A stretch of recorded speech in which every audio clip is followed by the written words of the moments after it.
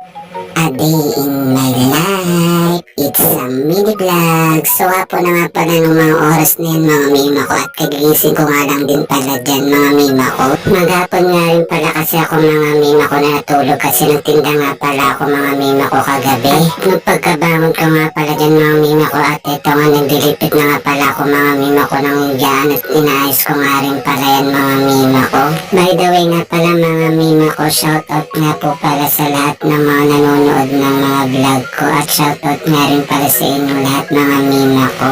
At sa lahat nga rin po pala mga mima ko na nakakapanood ng mga vlog ko, sana po huwag po kayong magsawang sumubaybay at manood lagi ng mga vlog ko mga mima ko. Maraming salamat po sa inyong lahat. At bilang nagsisimula pa lang mga mima ko sa aking pag-vlog, kung sakasakali po mamonetize na po ako ni Meta bilang content creator, malaki man maliit mga mima ko, ipapasahod na sobrang napakalaking bagay na po sa akin nun. At kapag nangyari man yung ganun at nagkatotoo mga mima ko, ipinapangako ko po sa inyo na mas pagbubutihan ko pa mga mima ko yung aking mga content at mga vlog. Eka nga mga mima ko, may kasabihan nga tayo na patuloy lang tayong mangarap sa mga goal na gusto natin. Malay natin, di ba mga mima ko, wala naman sigurong masama at libre lang naman mangarap mga mima ko para sa sarili natin. At siya nga pala mga mima ko, balik na nga pala tayo mga mima ko sa aking mga ginagawa. Ito nga pala mga mima ko, nag-ayos nga pala ako nung labahan ng mga oras na yan, kasi nga mga mima ko, maglalaba nga pala ako niyan. At ito na nga mga mima ko, inaayos ko na nga pala at binubukod ko na nga rin pala dyan mga mima ko yung mga puti at yung decolor.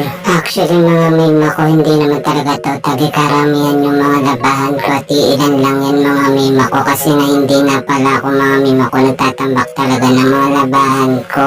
At nung matapos na nga pala ako mga mima ko mag-ayos at mag-separate ng mga labahan mga mima ko, at eto lumabas na nga pala ako dyan para ayusin naman mga mima ko yung mga paglalagyan ko ng mga labahan at paglalabahan ko. Mga mima ko, kinukusutan ko na nga pala yung mga damit yan, at ilan nga lang din pala dyan mga mima ko yung mga damit na nilalabahan ko. Actually, puro damit ko lang talaga yan mga mima ko, at ilang piraso nga lang din pala yan, puro pamasok ko nga lang pala yan mga mima ko. At nung matapos na nga pala ako dyan mga mima ko magkusot-kusot dyan, at eto nga mga mima ko, binabandawan ko na nga rin pala siya at pinadawnihan. At nung matapos ko na nga rin siya mga mima ko bandawan, at eto na nga mga mima ko, itadryer ko na nga rin pala siya mga mima ko, kasi nga mga mima ko wala nga palang araw dyan at medyo makumimi at umambon-ambon nga pala, kaya dinadryer ko siya. At fast forward and again, eto nga mga mima ko, tapos na nga pala ako dyan maglabat. Ito nga mga mima ko, sinasampay ko na nga rin pala siya. At so ito na nga mga mima ko, tapos na nga pala ako nyan maglaba at kakaligo ko na nga lang din pala dyan mga mima ko. At ito nakitambay muna ako dito kalabilat. At so paano mga mima ko, hanggang dito na lang aking mini vlog. Thank you for watching.